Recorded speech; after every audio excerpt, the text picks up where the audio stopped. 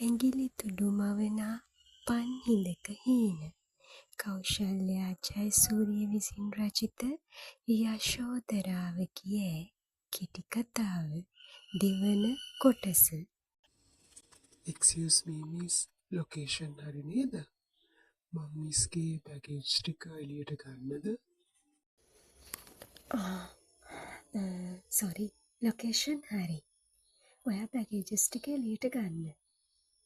මෙන්න ඔයාගේ පේමන්ට් එක. and thank you. ටැක්සි ඩ්‍රයිවර්ගේ කටහඬිනුයි මං මෙලොවට ආවේ. ඒ තරම් වෙලා මං ගේ දිහා බලාගෙන ඉඳලා තියෙන්නේ. ඉතින් මේක පුදුමයටම කරුණක්නේ. පුංචි ගේට්ටුව අරගෙන වත්ත ඇතුළට ගියපු මම දෙපැත්ත බලා ගියේ වත්ත වෙනස් වෙලා තියෙන තරමක්. හැබැයි ඉතින් මේ වත්තේ හැම තැනකම මගේ මතකයන් තියෙන්නේ නැති. එමීට පුංචි වැරැන්ඩ එකකින් ඇතුල් වුණු මම ගෙදර වහලා තියෙන දොරට අත තිබ්බා. දොර අරින්න හැදුවත් දොර ඇතුලින් ලොක් වෙලයි තිබුණේ. ඉතින් මං කළේ එමීට ළඟම තිබ්බ පුංචි සීනුව නාද කරපු එක. ඇතුලෙන් ඊට පස්සේ අඩි සද්දයක් ඇහුණා. හොඳටම විශ්වාසයි ඒ අම්මා කියන්න. ටික්කාන සද්දෙත් එක්ක දොරේ ලොක් එක ඇරුණා. ඔව්, අවුරුදු 5කට පස්සේ මං ජීවමානව ඒ රූපෙ දකිනවා. මං මේ ලෝකෙ දැක්ක ශක්තිමත්ම ගෑණිය මම අවුරුදු 5කට පස්සේ දැක්කා. ඔව්, එයා හොඳටම පුදුම වෙලා. කවදාවත් කිසිම දුකකදී කිසිම පරාජිත හැඟීමකදී ඇස් දෙකට කඳුළු නොලැබපු එයාගේ අත ඇස්වල කඳුළු පිරීලා කම්බුල් දිගේ ගලාගෙන ගියා. මං දන්නවා එයාව මේ ලෝකෙ නවත්තන්න පුළුවන් එකම හැඟීම මං විතරයි කියන්න. එයාගේ මේ ලෝකෙ ලොකුම දුර්වලකමත් මං විතරයි. එයාට කතා කරගන්න වචන පවා නැති වෙලා මගේ යෝධ ශක්තිය මං ඉස්සරහා මෙහෙම ඇස්වල කඳුළු පුරවන් ඉද්දී මං කොහොමද නිවී සැනසීලා ඉන්නේ? එයාගේ වගේ සමානවම මගේ ඇස්වලත් ලොකු කඳුළු කැට පිරීලා ඒව ඇස්වල තියාගන්න ඉඩ මදි වෙලා වගේ කම්බුල් වලින් පාරට වැටුණා. මම අඬන එක ඒකට කමක් නැති වුණත් මගේ ශක්තිමත්ම කාන්තාව අඬනකොට මං කොහොමද බලන් ඉන්නේ? මගේ සීතල වුණුවත් එයාගේ කම්බුලට තියලා මාපට ඇඟිලි දෙකෙන් මං එයාගේ කඳුළු පිය දැම්මා. මැනිකේ කියන්න නැතුව හොර කෙල්ල කතා කරන්දි නිකමටවත් කිව්වද එනවයි කියලා? වැන්නත් ඒ ඇස්වලින් ආදරේ උතුරනවා. එයාට මං තරම් සතුටක් කොහෙන්ද? මුළු ලෝකෙම අත්හැරලා එයා මගේ ලෝකෙට විතරක්ම වුණා. ඉතින් එයා හැසිරුනේ පුදුමාකාර සතුටකින්. ඔව්, අවුරුදු 5කට පස්සේ මාත් එයාව දැක්ක සතුටට දවස් ගාණක් යනකම් එයා ළඟින් කොහෙවත් ගියේ නෑ. චුට්ට කාලේ ඉස්සරහට ගියා. ජීවිතේ ලොකුම තීරණයක් ගන්න දවස ආවා. එයා ඒ තීරණය ගන්නත් මගේ කැමැත්ත එව්වා. එච්චර හැමදේම එයාගේ තීරණවලට කරපු මට ඒ තීරණේ විතරක් තනියම ගන්න ඕනකමක් තිබුණේ නෑ. කොහොමත් එයා තමයි මට හොඳම දේ දන්නේ. එයා තමයි මට හොඳම දේ දෙන්නේ. ඉතින් ඒ තීරණෙත් මං එයාටම ගන්න දුන්නා.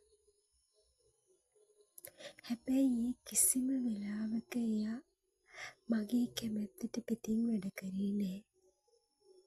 එයා මං කැමතිම විදිහේ මං කැමතිම කෙනෙක් හොයලා දුන්නා. හිතේ එයාගේ පොඩි ආඩම්බරයකුත් තිබුණා. එයා ජීවිතේ දිනලා කියන ආඩම්බරේ වෙන්න ඕනේ. ඔව් එයා දිනලා.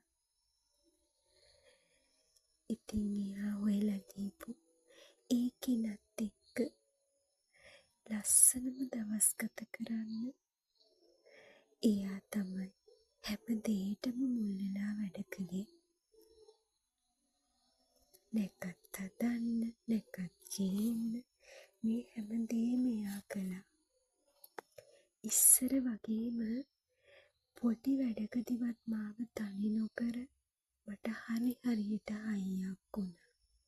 ඔව් එයා තාම වයසට ගිහින් නෑ. එයා තාම තරුණයි. මං අවුරුදු 5කට කලින් ලංකාවෙන් යද්දි හිටපු එයාට වඩා රූපෙන් වෙනස් කෙනෙක් මං ඉස්සරහා හිටියත් එදා වගේම අදටත් ඒ හිත අයියයි. අදටත් එයා මාව තදින් අල්ලන් ඉන්නවා.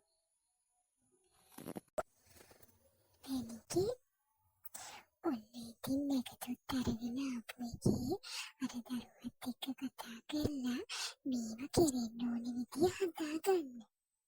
හැමදේම මැනිකට ඕන විදියටම කරන්න. දැන් කාලේ ඉතින් එක ඒවා තියෙනවනේ.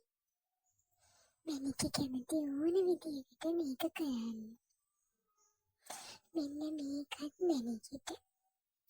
මෙන්න මේ පොතේ තියෙන්නේ මැනික එදා ඉඳන්ම එපු සල්ලි. මෙන්න මේ කොලේ මං අච්චන් කරලායි තියෙන්නේ. මැනික කැමති විදියට කැමති ගානක් දාගෙන අරගෙන මැනිකගේ හිතේ සතුටු විදියට මේ කටයුත්තට ලෑස්ති වෙන්න. ජීවිතේ හැමදාම එහෙම කටයුතු වෙන්නේ නෑනේ. ඉතින් මැනික සතුටු මැනික කැමති හැමදේම කරන්න. මැනික බය වෙන්න එපා. මැනිකගේ තාත්තා කියන්නේ බෝධිසත්වෙක් වගේ කෙනෙක්. ඉතින් තාත්තා අපිට කොච්චර නැතිපරිකන් දෙන්නත් මැනික පොඩි කාලේ මැනිකට ඉතුරු කළා. ඔන්න ඒ සල්ලිත් දැන් පොලී වෙලා තියෙන්නේ. ඒකත් අරගෙන මැනික පොඩි වාහනයක් ගන්න. මැනිකට ඕන කරන රත්තරන් බඩු අනිත් බඩු ඔක්කොම අම්මා අදලයි තියෙන්නේ. මැනිකේ ගැන පොඩ්ඩක්වත් කරදර වෙන්නේ මොනේ නෑ ඔන්න. අම්මේ අම්මා කොහොමද අම්මේ මේ හැමදේම ඉතුරු කරලා අම්මා කොහොමද අම්මේ ජීවත් වුනේ? අම්මා මේ ගෙවල් හැදුවේ කොහොමද? මේ මම එවපු හැම සතේම මෙතන ඉතුරු කරලා තියෙද්දි අම්මා මේ දේවල් කළේ කොහොමද අම්මේ? මොනවද මැනික කොහොමද කියලා අහන්නේ? අම්මගේ හිත තාම අයියයි. අම්මට තාම ඕන දෙයක් පුළුවන්. මැනික පුංචි කාලේ තෙමි තැන් වලට යද්දි අම්මගේ හිත ඕස් කාලා යනවා. ඉතින් අම්මා එදා හිතාගත්ත මගේ මැනිකට නොතෙමි ලස්සනට ඉන්න තැනක් හදලා දෙනවා කියලා. ඉතින් අම්මා හිතුවා මගේ මැනික වෙනුවෙන් අම්මට මොනවද කරන්න බැරි. අම්මට මොනවද බැරි? අම්මට හැමදේම පුළුවන්. මගේ අම්මා. එයා තමයි මම මේ ලෝකෙ දැක්ක ශක්තිමත්ම කාන්තාව. පිරිමි 1000කට නැති යෝධයෝ 10,000ක ශක්තිය එයා ගාව තිබුණා. එකම හිතකට පේවිච්ච හිත දැක දැක හැදුණු මං කවදා හරි එකම හිතකට පේවි. එයා වගේම මාත් මගේ දරුවන්ට පණ ඇරලා ආදරේ කරાવી. එයා වගේම කාටවත් මාව වටන්න බැරි වේවි. ඔව්, එහෙම වෙන්න ඕන. මොකද මං හැදුනේ එහෙම කාන්තාවක් එක්ක. එහෙම අම්මෙක් එක්ක. එහෙව් අම්මෙක් දුවෙකුට මොනවද කරන්න බැරි?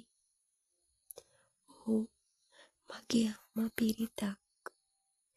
3 ලෝකයම රකින්න මහා පිරිතක්.